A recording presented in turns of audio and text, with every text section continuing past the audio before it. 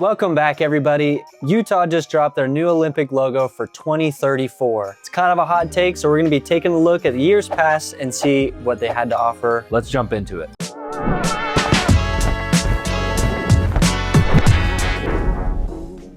First to mention, we're just gonna be jumping into a few of these, not all these logos. There's a lot of logos, so we're gonna take our time with these. 1924.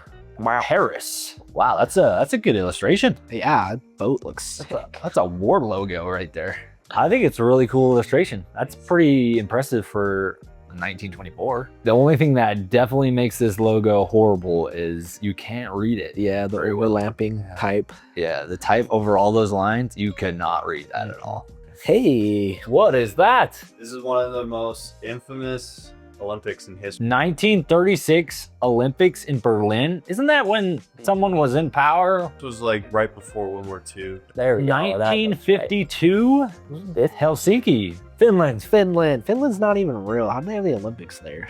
It definitely feels more with what a logo I think would look like for this. I was gonna say, this is the first one to me that looks like a graphic designer did it over like an Illustrator. For sure. Yeah. Okay. Moving on to 1960s. Holy smokes. California, eh? I would have not expected a logo like this in the 60s. I wouldn't expect the Winter Olympics in California. Yeah, this is an interesting shape. It's kind of cool. Anybody in the comment section from California know why the shape of this logo is the way it is? It's supposed to represent like sunny California and then like the mountains. The font on the edges is gnarly. I like the idea. I like how it's like a circle badge, kind of. Yeah, that's cool. I don't really like the way the triangles line up. I don't either. It sticks out on one side but not the other, and it's kind of odd. But I mean, I guess with that circle around it, it's still technically symmetrical, but Very abstract. yeah, it's very weird. Whoa. Munich, 1972. Wow, were they trying to make everybody dizzy? Yeah, that's an optical. Looks like an optical illusion.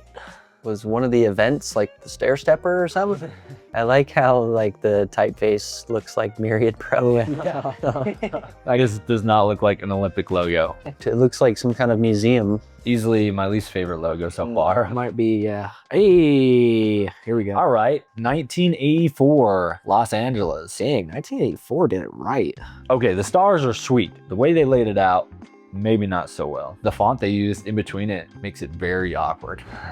What's interesting is they have like RD after the Roman numerals. Like it's the, Oh, like what would that be? The Oh. 23rd, Yeah, 23rd. 23rd. That was probably my favorite one so far. Yeah, it's Stars, cool. the stars alone make it pretty yeah, sweet. yeah. Barcelona, Oh, 92. It's a guy jumping. It's got his It legs. reminds me of like the AOL logo. A guy like kind of jumping. I think a lot of these logos from the 60s to 90s so far, the fonts they've used are so interesting. They're I don't know what their choice a lot of serif fonts. It's so interesting. They don't like incorporate that into the design at all. They just kind of have the design and then they're like, this is what it is. Yep. I think of like the logo marks though. I think I like this one the best. Do you? Yeah. I feel like the 1984 one felt like 1984. Imagine getting hired to do one of these. I'm curious on how it's all regulated. Yeah, like, do you- what you're allowed to do and not allowed to do. Like, Whoa, okay. New favorite. See, yeah, this is my new favorite now. Sydney, 2000. it's got like 3 boomerangs. Whoa, that is very true. Even the font is really cool too. I really like the kind of simple hand-drawn look of the logo and the typeface. Yeah, I like the typeface fits a lot more with this one, which I like. So far, I've noticed a lot of the cities and the dates are in black. It's a really cool logo. It's pretty good. Well done with the boomerangs. Well done with the Opera House and the font. Now we're seeing some good logos come through. Salt Lake, 2002. My parents actually ran the torch in this Olympic. What? Yeah. I was at this Olympics. No way. This little guy in a store though. What do you guys think of this snowflake? I really like it. I like the geometric shape. I like the way they kind of use those colors. Yeah, I was how gonna it say the colors. blocks to each other, kind Well, of. If you know anything about Utah, that too, those are definitely Utah colors. Is there any significance in the snowflake that we don't see? Like, is it supposed to be skyscrapers on the I top? say it almost looks like supposed to be skyscrapers. The blue looks like a mountain, because I think that's what would make Salt Lake unique. Yeah, It kind of almost looks like a cityscape too, because I know they're kind of famous for using the grid system. Mm-hmm. Yeah. That's a cool logo. I like that one. I don't know that I like it as much as the Sydney one, but I do like this one as well. Whoa, Vancouver, 2010. That looks like a cool guy to hang out with. I feel like this is similar to the Sydney, but just with less like motion and kind of like movement to it. I feel like I'm watching like a PBS show. What is the figure? Like, what is it? Do we know what it is? Head count. Comment section. Please let us know. Whoa, This one. Oh, 2012. London. Like, is that what it says? 2012? Yeah. I think so.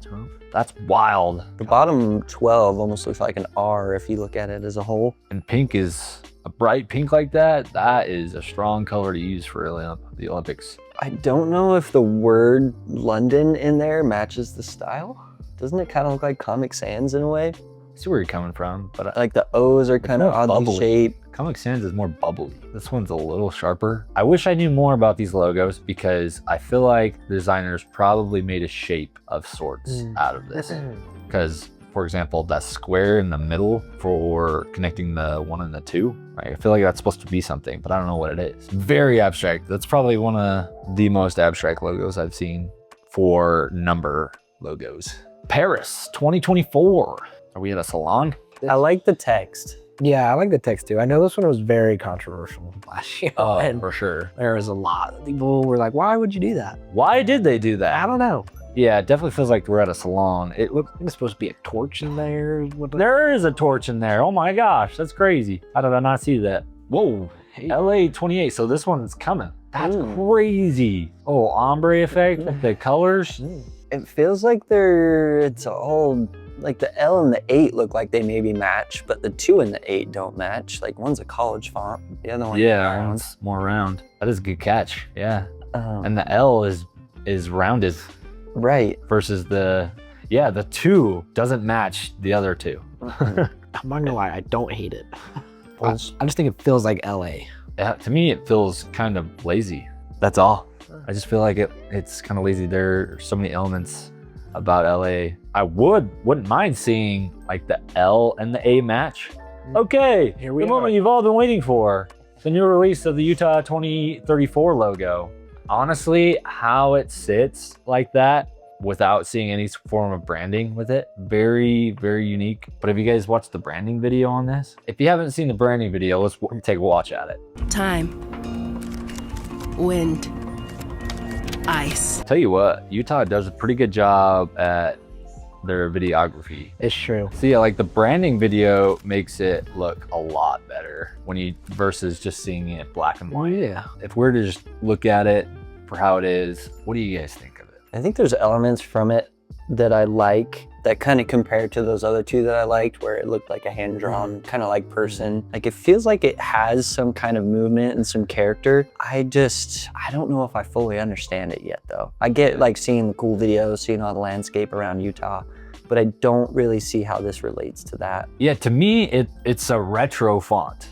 You know, it's a very bubbly retro font, and I just don't put retro with Olympics. Right. It's weird that we make logos this far out. This could be way outdated. I do like the shapes that it kind of presents. I like that it's not just straight black letter, or I do maybe wish that there was a little bit more context to it. I do like the kind of playful edges. It's kind of interesting that you see all these shapes inside of a big rectangle too. Do you think they should have possibly honed in on the 2002 Olympics that they hosted? I definitely feel like I like that logo better, but I don't know. I feel like maybe it's good to separate from that. I don't know Okay. why. I think what makes this logo unique is it's wide, whereas all the other logos are tall. So it might make it a lot more interesting for apparel printing, because having a tall logo is a little bit more awkward than having a wide logo. Yeah. I think one thing about it being such a square like that is it can make it a little more difficult to read, because you're not seeing any like difference between the letter forms. Like you look at it from far away and a lot of times you're just gonna see the square. I think they did a really good job making the logo. I don't know if the logo matches. I don't know if it's a good representation of Olympics Utah, but I think they did a really good job putting it all together.